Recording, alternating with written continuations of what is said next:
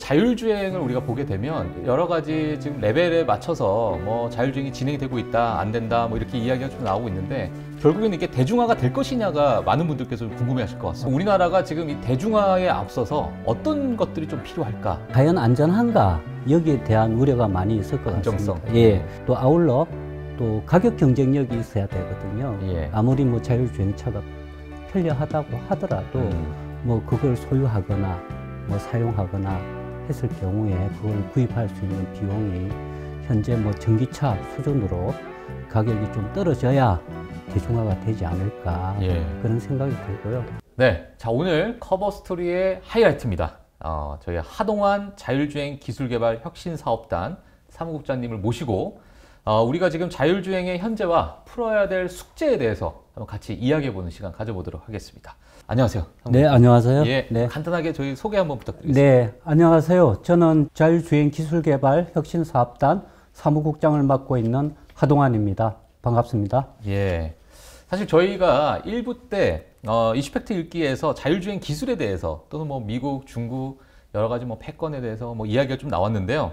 사실 오늘 뭐 왜 이렇게 많은 기업들이 자율주행에 또 뛰어들고 있고 이게 얼만큼 또 중요한 산업인지 이 부분에 대해서 좀 말씀을 드리고 싶은데 이 자율주행 기술개발 혁신사업단이 정확하게 뭐 어떠한 역할을 좀 하고 있는지 이 부서부터 좀 설명 좀 부탁드리겠습니다. 네.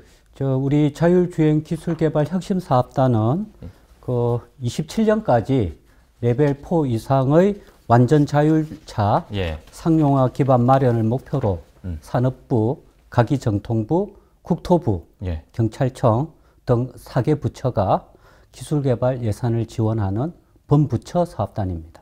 자율주행 기술개발 혁신사업단. 예, 정말 이름만 들어도 어마어마한 많은 부처들이 같이 협업을 할 것으로 보여지는데요. 네. 사무국장님, 저희가 사실 자율주행이라고 좀 이야기를 하게 되면 뭐 미국 테슬라 또는 뭐 웨이모 또 중국의 뭐 바이두 이러한 기업들이 사실상은 뭐 가장 앞서 나가 있다 이렇게 우리가 볼 수 있을 것 같은데 사무국장님께서 보시기에 우리나라의 이러한 현재 자율주행 또는 뭐 로보택시 같은 이러한 기술들 뭐 어느 정도라고 좀 보고 계세요? 네, 우리나라 자율주행 기술이 뭐 미국이나 중국에 비해서 지금 조금 처져 있는 건 사실입니다. 네, 그래서 미국의 테슬라, 웨이모, 그다음에 중국의 바이두와 같은 해외 기업들은 그 AI 기반의 뭐 고도화된 자율주행 방식을 적극 도입하고 있는데 그 우리나라는 아직 AI 기반 자율주행 기술까지는 조금 부족하지 않나. 아직까지 부족하다. 그런 생각이 좀 듭니다.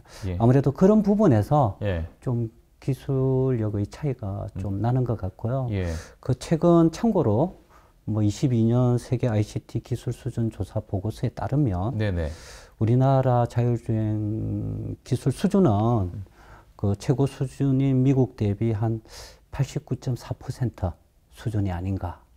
아, 이게 수치로, 그러니까 미국 기술이 100이라고 치면 우리나라 기술이 89.4% 수준. 그럼 괜찮은 거 아닌가요? 아니죠. 그 유럽은 미국 대비 94% 정도 되고요. 중국하고 일본보다 조금 뒤처진 건 사실이에요. 중국이 지금 95%. 뭐 거의 유럽과 거의 비슷하네요. 비슷한 수준. 자, 그러면은 사실 우리나라의 자율주행 기술 이렇게 봤을 때 물론 방금 말씀하신 것처럼 미국 대비해서는 89.4%다 이렇게 말씀해 주셨는데 이게 정말 뭐 기술력이 없어가지고 이러한 차이가 나는 건지 뭐 가장 큰 차이가 나는 요인이 뭐라고 생각하세요? 아무래도 뭐 원론적인 이야기일 수 있지만 아무래도 자율주행이라는 게 그 자원 문제가 가장 큽니다. 자원이라는 게 이제 규모, 그 자본, 뭐 이런 것들, 그 다음에 인력 이런 것들을 말하는 거거든요. 그래서 이제 바이두, 웨이모, 뭐 테슬라 등의 뭐 거대 기업은 거대한 네트워크, 그 다음에 네트워크를 학습 관리할 수 있는 자본과 데이터. 그 다음에 많은 전문 인력을 보유하고 있습니다. 반면에 이제 우리나라는 중소기업 위주로 개발하다 보니까 상대적으로 조금 기술을 따라가기에는 조금 역부족이 아닌가 그런 생각이 들고요. 물론 뭐 현대차, 기아차, 우리 완성차 업계에서도 많은 노력은 하고 있지만 아직까지는 하드웨어 중심적인 관점에서 기술 개발을 좀 하고 있고, 그 다음에 소프트웨어 기술 개발 측면에서는 조금 선진국에 비해서는 조금 부족한 점이 없지 않아 있다고 저는 생각합니다. 네, 네. 알겠습니다. AI 도입 자체가 아직까지는 좀 미흡하기 때문에 조금 더 우리가 가야 될 길이 좀 먼 그런 상황이네요. 네. 특히 우리나라처럼 좁고 뭐 복잡한 도로 환경에서는 모든 사항에 대해서 시나리오별로 개발자들이 일일이 직접 프로그램을 코딩하는 뭐 룰 베이스 방식으로는 복잡한 상황에서 적극적으로 대응하기가 어렵습니다. 그래서 AI 기술이 꼭 필요한데, 뭐 우리가 AI 기술 개발 부분에서는 노력은 많이 하고 있지만 아직은 기술력이 부족하다는 것은 사실입니다. 아직까지는 기술이 좀 부족하다. 자, 그러면 사실 우리가 아직 기술력이 부족하다는 것 자체가 물론 그 안에서도 여러 가지 요인들이 좀 있겠습니다만 가장 큰 차이가 왜 이렇게 기술력 차이가 나는 거라고 생각하세요? 뭐 원론적인 이야기일 수는 있지만 그 미국, 중국과의 차이가 나는 이유는 자원 문제가 가장 큽니다. 그 바이두, 웨이모, 테슬라 등은 거대한 네트워크를 학습하고 뭐 관리할 수 있는 자본과 데이터, 전문 인력을 보유하고 있습니다. 뭐 반면 우리나라는 이제 자율주행 연구는 중소기업 중심으로 이루어져 있어서 상대적으로 규모가 작습니다. 물론 뭐 현대차나 기아차 등 완성차 업체도 자율주행 기술을 개발하고 있지만 아직까지는 소프트웨어 기술 개발 측면보다는 하드웨어 중심의 기술 개발이 이루어지고 있습니다. 하드웨어 중심으로? 네네. 그래서 이런 이유 등으로 현재 그 미국, 중국 기업과 많은 격차가 벌어진 것으로 생각됩니다만 사업단에서는 이러한 문제를 인식하고 우리나라 자율주행 기술 개발의 부족한 점을 채우기 위해 많은 노력을 기울이고 있습니다. 만약에 하드웨어적이라고 만약에 보시게 되면 사실 지금 뭐 국내 자율주행 기술 자체가 핵심 반도체가 좀 부족하다. 아니다. 무슨 뭐 센서, 뭐 이런 라이다, 레이더 이런 것들이 좀 부족하다. 뭐 국산화율이 좀 낮다. 뭐 이런 분석이 좀 있는데 뭐 어떻게 평가를 하고 계세요? 네, 뭐 22년 그 한국자동차연구원의 분석 자료에 따르면 뭐 카메라, 라이다, 레이더 등 국내 주요 부품의 뭐 자율주행 기술 수준은 글로벌 대비 70에서 90% 수준이고 국산화율은 뭐 부품별로 차이는 있지만 한 60에서 90% 정도라는 분석이 있습니다. 뭐 물론 시간이 조금 지난 만큼 뭐 그 수치는 개선됐을 거라고 생각하는데요. 뭐 다만 뭐 핵심 반도체나 뭐 센서의 해외 의존도가 여전히 높은 만큼 뭐 이런 격차를 줄이기 위해서 우리 기업들과 사업단이 많은 노력을 하고 있습니다. 자율주행을 우리가 보게 되면 여러 가지 지금 레벨에 맞춰서 뭐 자율주행이 진행이 되고 있다, 안 된다, 뭐 이렇게 이야기가 좀 나오고 있는데 결국에는 이게 대중화가 될 것이냐가 많은 분들께서 좀 궁금해하실 것 같습니다. 그렇습니다. 뭐 로보택시에 대한 이야기도 좀 있고 우리나라가 지금 이 대중화에 앞서서 어떤 것들이 좀 필요할까? 사무국장님께서 보시는 뭐 포인트가 뭐가 있을까요? 뭐 아무래도 자율주행차다 보니까 과연 안전한가 여기에 대한 우려가 많이 있을 것 안정성. 같습니다. 그래서 제일 첫 번째로는 이제 자율주행차에 대한 안전에 대한 신뢰를 조금 높이는 게 필요할 것 같고요. 그 두 번째는 이제 자율주행차가 편리하게 언제 어디서나 편리하게 불러서 사용할 수 있고 또 그 이용료도 값싸게 이용할 수 있고 지금 현재 사람들이 운전하는 차량보다 더 빨리 목적지까지 도달할 수 있다는 뭐 효용성 이런 것들이 있다면 또 대중화가 좀 많이 될 것 같고요. 또 아울러 또 가격 경쟁력이 있어야 되거든요. 아무리 뭐 자율주행차가 편리하다고 하더라도 뭐 그걸 소유하거나 뭐 사용하거나 했을 경우에 그걸 구입할 수 있는 비용이 현재 뭐 전기차 수준으로 가격이 좀 떨어져야 대중화가 되지 않을까 그런 생각이 들고요. 그래서 그 가격 측면에서는 우리 자율주행차가 뭐 환경에 미치는 영향이라든지 뭐 교통난, 주차난 이런 걸 해소할 수 있는 또 사회적 기여 부분도 있기 때문에 정부 차원에서 뭐 세제 혜택이라든지 뭐 구입 시 뭐 재정 지원 이런 부분들이 좀 담보가 된다면 좀 더 대중화에 도움이 되지 않을까 예. 그런 생각이 듭니다. 알겠습니다. 일단 뭐 안정성이 가장 이제 중요할 것 같고, 맞습니다. 네. 예, 그 안에서의 뭐 소비자들의 뭐 경험이나 뭐 정부의 어떤 여러 가지 뭐 보조금이나 뭐 그러한 것들이 많이 이제 여러 가지 요인들이 또 한꺼번에 좀 작동이 돼야 네. 예, 이게 뭐 대중화에 또 갈 수 있다.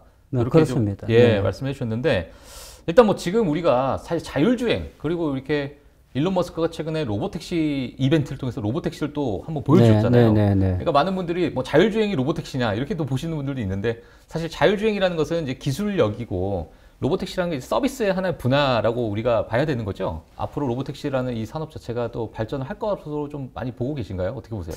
네, 저는 뭐 로보택시 분야에 있어서 발전이 먼저 시작될 거라고 예. 생각합니다. 예. 그래서 뭐 하드웨어와 이제 AI 소프트웨어가 완전히 유기적으로 이제 결합이 되어야 그런 기술을 이용해서 이제 택시 서비스를 하는 게 이제 로보택시고요. 그게 이제 버스 형태가 되면 뭐 로봇 버스가 되는 거고, 예. 그다음에 이제 그게 공유차가 되면 이제 로봇 공유차가 되는 것이겠죠. 예. 네. 그래서 뭐 저희들도 지금 사업단에서도 8대 공공 서비스 자율주행차 서비스를 지금 개발하고 있거든요.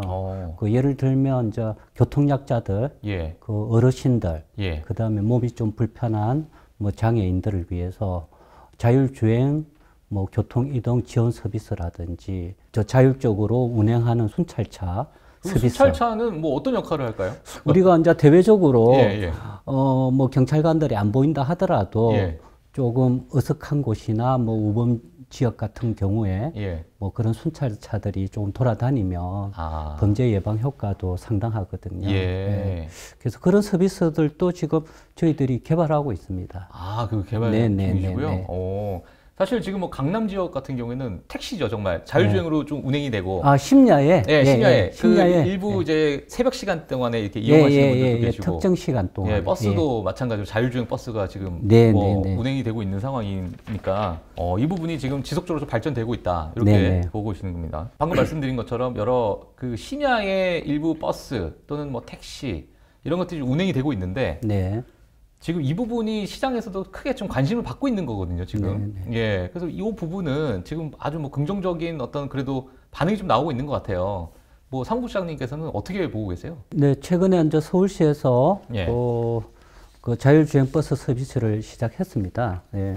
그동안은 이제 청계천 근처 그 정해진 지역과 같이 사람들이 별로 없고 차가 많이 다니지 않는 곳에서 약간 뭐 특정한 지역 한도 내에서만 소극적으로 운영을 했는데요.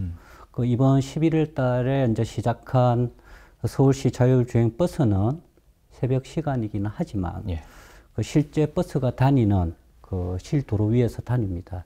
그래서 도봉산에서 영동포역까지 이동 거리도 왕복 50km가 넘습니다. 네.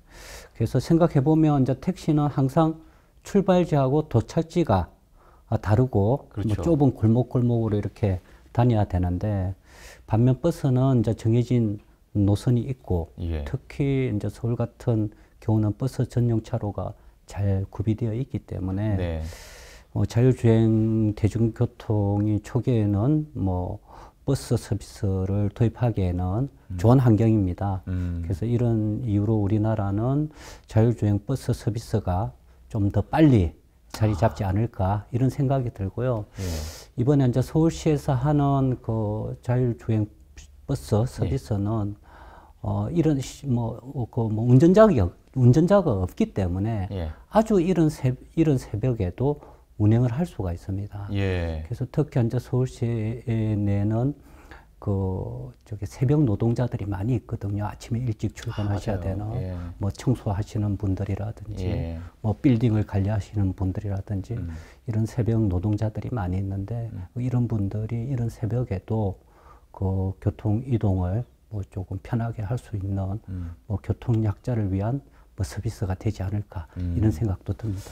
그러니까 제가 뭐 잠깐 좀 생각 드는 게 예를 들면 자율주행 택시 같은 경우에 아무래도 새벽 시간이지만은 그 운전자가 직접 운전하는 차가 개입을 하잖아요. 예를 들면 뭐 차선 변경하게 된다든지, 네. 뭐 왔다 갔다 하게 되면 그 자율주행 택시가 네. 약간 주춤하거나, 그렇죠. 또 위험을 감지하거나, 그렇죠. 뭐 이렇게 되는데 뭐 네. 자율주행 버스 같은 경우는 전용 차로로 다니니까 이게 그렇죠. 어찌 보면 인프라가 이미 형성이 되어 있는. 그렇죠. 뭐 극단적인 예지만 예. 24시간 예. 쉬지 않고 연료만 예. 주입이 되면 다닐 수 있는 버스죠, 사실. 그러니까 이제 자율주행 기술이 결국에는 버스를 먼저 위주로 아무래도 뭐 개인 소유 차량보다는 예. 공공 서비스 위주로 먼저 정착되지 않을까. 예. 그 공공 서비스 쪽에서 조금 실정이 되고 검증이 되고 난 이후에 이제 점차적으로 이제 대중화되지 않을까 이런 생각이 듭니다. 이건 좀 개인적인 궁금한 건데요. 네.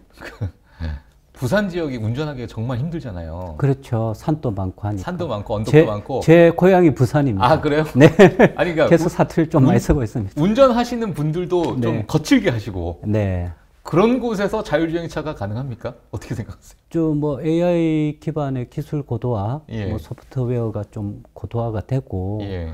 많은 시나리오별 학습 데이터가 많은 양의 데이터가 축적이 된다면 예. 뭐 그런 부분도 다 대응을 해서 자율주행이 뭐 할 수 있지 않을까 그런 생각이 듭니다.